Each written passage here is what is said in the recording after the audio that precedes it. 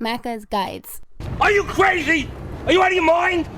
Hey guys, Macca here with completed episode number 63. Please let me know in the comments if you understood the reference in today's intro. Also, feel free to check the description for a playlist with the previous 62 episodes. In this series, we take a few minutes to talk about a game that I personally recently completed.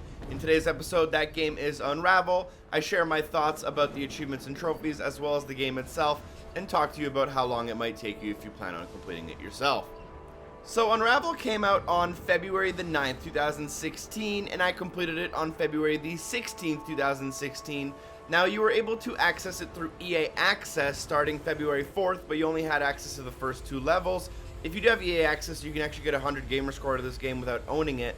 Anyways, it took me about a week to complete this game, although I took like a serious 3 or 4 days off during that time.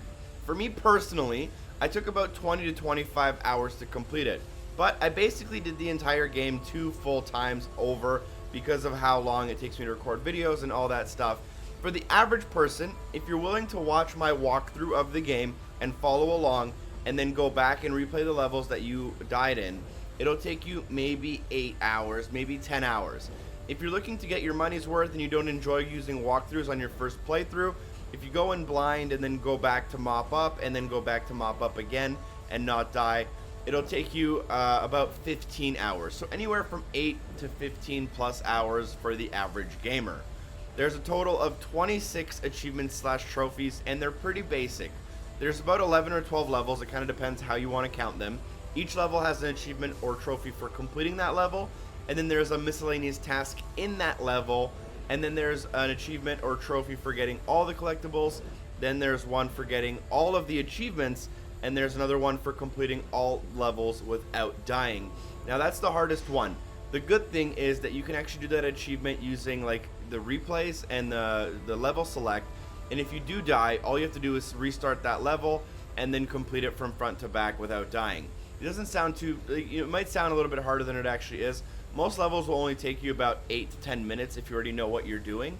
So you're only going to have to get perfect on those 11 or 12 levels, depending on how you count them again. And there are some hard levels. Like the one on screen is definitely the hardest level in the game, and you'll probably struggle with the most.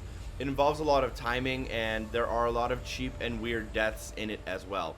The last achievement you see me getting is Not So Fragile After All, which is for finishing each level from start to finish without dying. I left this level for last. It's one of the shorter ones, but it's definitely one of the harder ones. For achievement and trophy difficulty, I'm giving the game a 4 out of 10. It's not terribly difficult, but it's also not terribly easy. It's just that mix for a lot of platforming games where it's a little bit challenging, but it's not frustrating or hard by any means. For the fun factor, I'm giving it an 8 out of 10. Now, I was pretty underwhelmed and disappointed by this game. It didn't really live up to my expectations. It does look fantastic on screen. The audio is also pretty well done, and the story and puzzles at the beginning of the game are quite engaging. However, from those first 3 to 4 levels, the game doesn't really evolve, and it also leaves a really sour taste in your mouth because of how terribly designed the last level is. It is not fun to play at all. As for whether or not I recommend this game, it really depends on what you're playing and what you like. The game is priced right at $20. It shouldn't be any more or any less, and it deserves to be in that ID at Xbox or Xbox arcade type market. Now, if you are currently already playing a game that you're really enjoying, I probably wouldn't recommend that you take a break from that game to play this game.